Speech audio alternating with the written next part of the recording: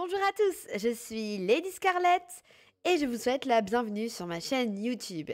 Ici, je parle surtout de Magical Girl et aujourd'hui, je mets à l'honneur un personnage que j'adore sincèrement dans Miraculous, Kagami Tsurugi.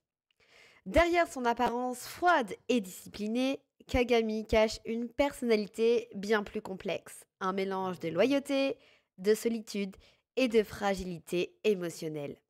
Entre son rôle de rivale de Marinette et sa relation avec Adrien, elle est bien plus qu'une simple autre fille. Alors, qui est vraiment Kagami Tsurugi?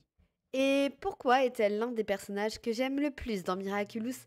C'est ce que je vous propose de découvrir dans cette vidéo aujourd'hui.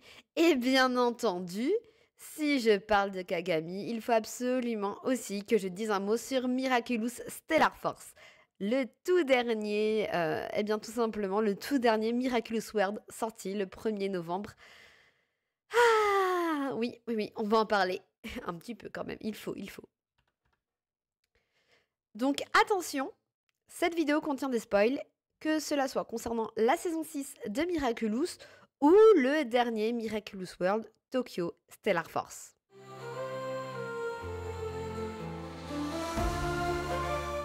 Kagami Tsurugi fait sa première apparition dans la saison 2 de Miraculous.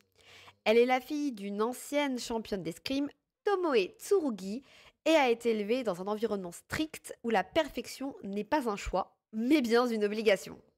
Cette rigueur se ressent dans tout, sa posture, sa façon de parler, ses gestuels, et même dans sa manière d'affronter la vie, en fait, dans sa manière d'aborder chaque obstacle qui se dresse devant elle.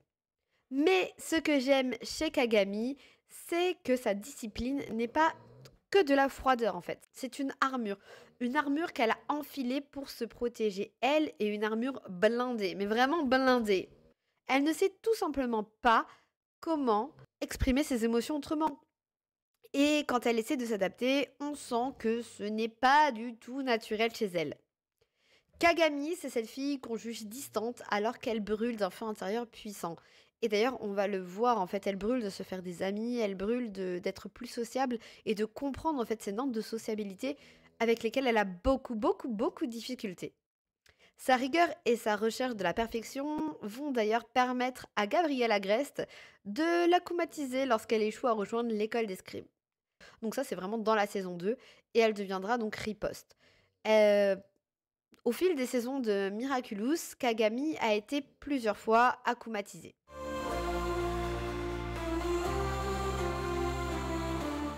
L'un des arcs les plus marquants du personnage, c'est bien sûr sa relation avec Adrien, puisque en fait, Kagami est introduite comme ça. Elle devient amie avec Adrien et Marinette voit en elle une rivale en termes d'amour. Elle est d'ailleurs introduite directement, du coup, c'est ce que je disais, auprès d'Adrien, dans son école d'escrime, car ils ont une passion commune. Tous deux vont d'ailleurs partager le même fardeau, celui d'avoir grandi avec des parents très sévères, très stricts, et ils sont tout le temps sous pression. Adrien et Kagami, on peut les voir comme des miroirs. Ils se comprennent facilement car ils ont enduré un même quotidien. Par contre, ils n'ont pas du tout cette même manière d'aborder les choses. Alors, là, je pense vraiment que Tomoe Tsurugi a vraiment façonné Kagami avec dans cette éducation voilà, vraiment traditionnaliste et de ne pas échouer. La perfection est une obligation. Là où quand même Gabrielle n'a pas autant poussé les choses. Si le rapprochement entre Kagami et Adrien paraît naturel, eh bien en fait il n'en est rien puisque cela avait été orchestré et souhaité par leurs parents dont ils sont dans la saison 2 véritablement les marionnettes. Mais ça, eh bien, on ne le savait pas encore. En effet, Kagami, tout comme Adrien, eh bien, ce sont tous les deux des sentimonstres. C'était une théorie jusqu'à ce qu'elle soit véritablement révélée à la fin de la saison 5, où on connaît du coup leurs origines. Donc il y a plusieurs sentimonstres dans la série, mais effectivement, les plus remarquables sont quand même Adrien, Kagami et Félix, bien entendu. Par contre, chose intéressante au niveau de Kagami, c'est que en fait, comme le Miraculous du Pan était cassé, Il faut payer un prix lorsque, on fait naître un sentimonstre. Donc, bah, malheureusement, Émilie, la mère d'Adrien, en a payé de sa vie. Le père de Félix est également décédé. Par contre, en ce qui concerne Tomoe Tsurugi, la mère de Kagami, elle, elle a visiblement simplement perdu la vue. Alors je dis «simplement» entre guillemets, puisqu'on ne sait pas vraiment ce qu'il en est. On sait qu'elle a payé en tout cas de ses yeux, Kagami, mais on ne sait pas, on n'en sait pas vraiment plus sur comment Tomoe en est venue à éviter le miraculous du pan. Kagami, elle, de son côté, veut être aimée pour ce qu'elle est vraiment, pas pour ce qu'elle représente. Or, Adrien, lui, eh bien, est encore emprisonné de ce rôle de fils parfait, alors que Kagami, elle, elle essaye de briser, entre guillemets, euh, son rôle de perfection et en défiant de plus en plus sa mère au fil des saisons. La relation entre Adrien et Kagami, ça devient une danse d'épée. Elle est précise, belle, mais toujours sur le fil du rasoir quand même, et surtout quand ils vont sortir ensemble.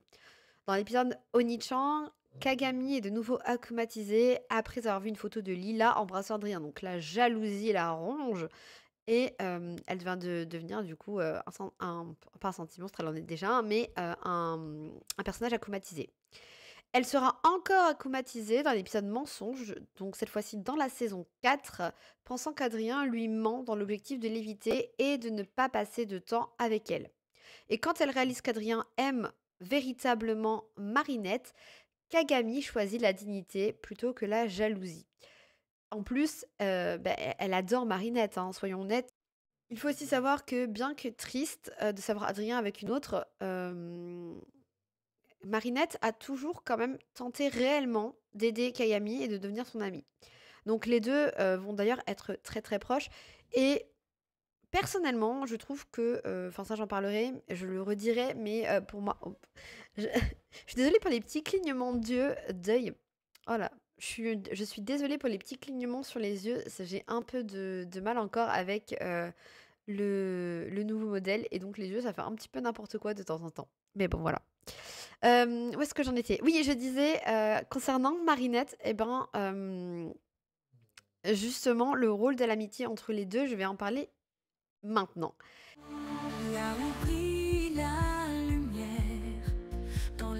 Une autre facette de Kagami, c'est sa relation qui est d'abord complexe avec Marinette. Elles se battent pour le cœur du même garçon, oui, mais au fond, elles se ressemblent plus qu'elles ne le pensent.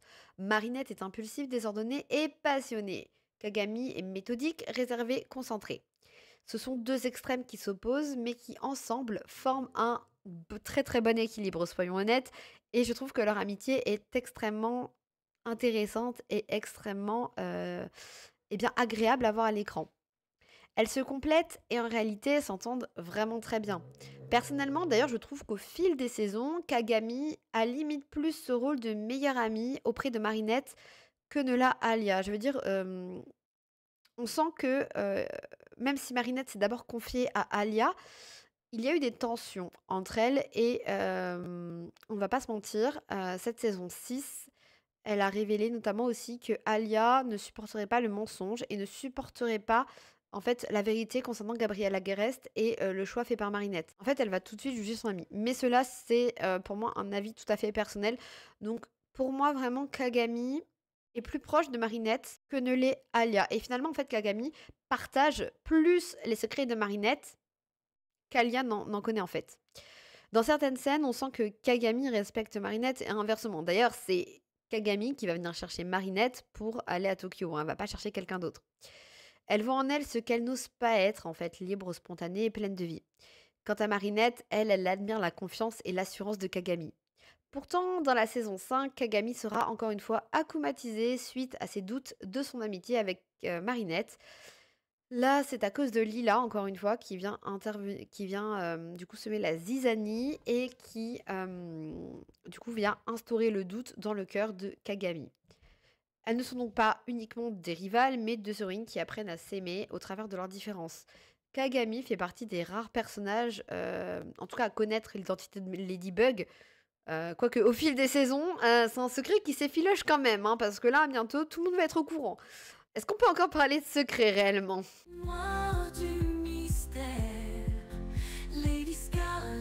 Donc là, ça va être un paragraphe très très court, mais comment faire une vidéo sur Kagami sans parler de son couple avec Félix, qui est quand même très récent dans l'intrigue de Miraculous, puisque ce dernier s'est formé au cours de la saison 5.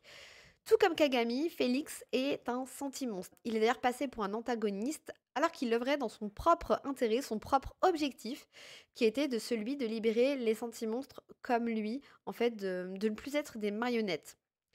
Kagami va découvrir qu'il est en réalité Argos et ensemble, ils finiront par révéler à Marinette les vraies origines des sentimonstres qu'ils sont et aussi les origines d'Adrien. Donc Marinette est au courant que Adrien est un sentimonstre et que l'amok, du coup, se trouve dans sa bague. D'ailleurs, c'est assez intéressant de voir que Félix, Kagami et Adrien, leurs trois amoks, sont dans des bagues. J'en reviens à Kagami et Félix. C'est un couple qui a été plutôt inattendu. Enfin, moi, en tout cas, je ne l'ai pas vu venir. Et pourtant, en fait, il fonctionne très bien. Et j'adore vraiment leur dynamique. C'était un coup de cœur. J'étais en mode oh, trop bien, trop bien, trop bien, trop bien, trop bien, trop bien, trop bien. Non, franchement, Kagami et Félix, pour moi, c'est l'un des meilleurs couples en fait de Miraculous. Je les adore. Dans la saison 6, Félix est à Londres, mais visiblement, cela n'empêche pas les amoureux de se retrouver grâce à leur Miraculous de temps en temps. Ils sont tous les deux très intelligents et protecteurs l'un envers l'autre, comme on a pu le voir en fait dans l'épisode Yaxi Gozen, où Kagami protège la bague de Félix contenant son amok.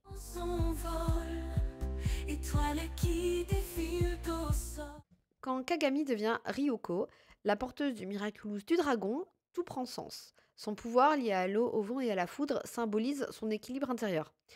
Elle apprend à canaliser ses émotions, à s'adapter et à se libérer. Kagami a des origines nippones et donc asiatiques, et le dragon est quand même un animal très important des mythologies asiatiques. Le dragon représente aussi la sagesse, la maîtrise, mais aussi la transformation spirituelle. Donc là, je trouve que c'était extrêmement bien choisi pour Kagami. Et ce n'est pas un hasard, hein, Kagami ne se bat pas seulement contre des ennemis, mais contre ses propres démons intérieurs. Elle a beaucoup d'obstacles à surmonter, et donc chaque transformation en Ryuko, c'est un pas de plus vers elle-même. Kagami obtient d'ailleurs pour la première fois son Miraculous dans l'épisode 18 de la saison 3, Ikari Gozen. À la fin de la saison 5, Kagami va se voir donc confier de manière permanente le Miraculous du dragon. Elle porte aussi sur elle la bague dans laquelle est contenu l'amok, lui permettant d'exister à l'instar d'Adrien et Félix. Et là, c'est sa mère qui lui a donné. Donc, ce qui est intéressant, c'est que Tomoe Tsurugi connaît l'identité secrète de sa fille. Ladybug sait que Tomoe Tsurugi a œuvré avec Gabriel Agreste. Donc, elle sait que Tomoe Tsurugi est une antagoniste du côté de Papillon. Pourtant, elle va la laisser vivre tranquille avec sa fille. Donc, il est intéressant de noter que Tomoe sait que sa fille est Ryuko et que le Miraculous du dragon est sous son toit. Et Kagami, elle sait très bien ce que sa mère a fait et qu'elle a œuvré avec Gabriel Agreste. Elle espère donc une rédemption pour sa mère et on le voit très bien donc dans un épisode, l'épisode justement Yaxi Gozen de la saison 6 où elle va essayer de faire entendre raison à sa mère. Mais visiblement, Tomoe est toujours du côté des antagonistes et joue un double jeu. Elle fait partie donc de cette étrange organisation qui est le Royaume, qui nous est introduit dans la saison 6 et elle coopère maintenant avec Lila. Avec son cœur pur de flamme. Le 1er novembre 2025, l'épisode spécial Miraculous World Tokyo Stellar Force a été diffusé sur la télévision pour la première fois. Si j'en parle dans cette vidéo, c'est bien évidemment parce que Kagami est un personnage central de cet épisode. On en apprend énormément sur elle et son passé avant qu'elle n'arrive à Paris. L'épisode Tokyo Stellar Force prend place donc dans la saison 6 de Miraculous car Kagami et Félix sont ensemble. On peut les voir se retrouver grâce à leurs identités secrètes de héros. Cependant, Kagami est hantée par son passé qui semble la rattraper. En effet, elle est encore dans une discussion de ses amis du Japon qui sont devenus des super-héros, mais qui font face à quelques difficultés. C'est comme ça que Marinette et Kagami vont se rendre à Tokyo pour aider ce groupe de super-héros sous les identités bien entendu de Ladybug et Ryuko. Il ne tire Il est intéressant de noter que, ce nouveau groupe de super-héros donc, qui n'a pas encore de nom, avant la fin de l'épisode, ne tirent pas leur force d'un Miraculous. Ladybug le dit bien quand elle les voit combattre pour la première fois. Au départ, elle ne souhaite d'ailleurs pas intervenir puisque ce n'est pas leur gardienne et elle souhaite du coup les laisser faire leurs expériences en tant que héros. Seulement, Ryuko est trop dans l'émotion et va intervenir. Quant à Ladybug, en voyant la vie d'un humain menacé, elle va également intervenir à son tour. Les super-héros de Tokyo se transforment via une sorte de bracelet qui semble avoir une certaine conscience. Enfin, j'ai eu cette impression-là en tout cas. En tout cas, ces héros tirent leur force d'une pierre, qui serait appelée Stellar, peut-être arrivé en même temps que l'antagoniste de cet épisode spécial qui s'appelle Maudler, et dont le repère secret est une sorte de vaisseau spatial. Est-ce qu'on n'aurait pas un extraterrestre, voilà, ou qui vient d'une autre dimension, puisque maintenant on sait qu'il existe plusieurs dimensions dans Miraculous.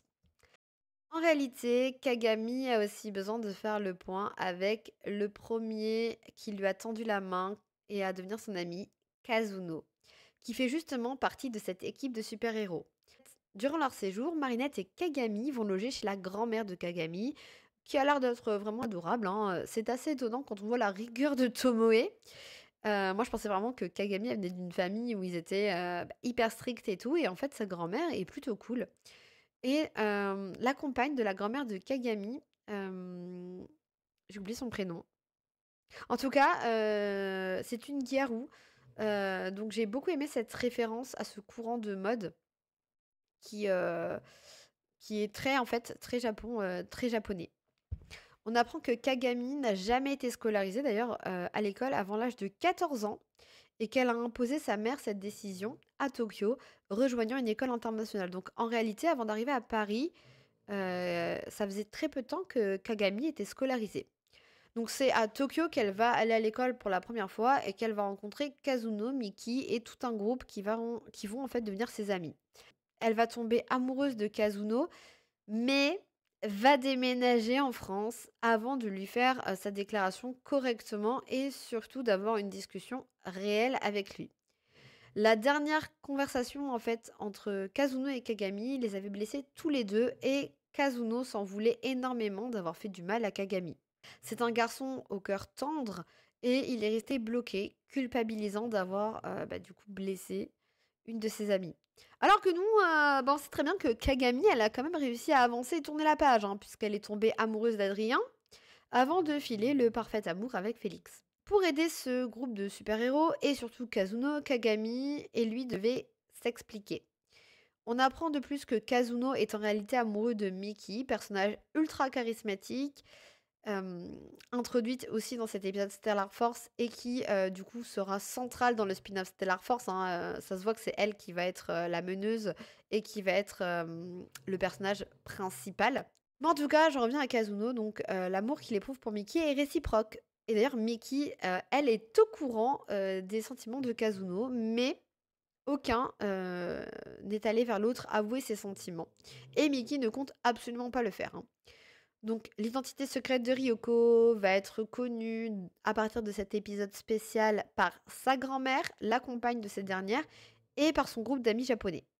Les dynamiques entre les personnages étaient intéressantes et cet épisode nous a réservé quand même son lot de révélations, notamment du côté des antagonistes. Donc on en a un, le grand méchant de ce Miraculous World s'appelle le Modeler.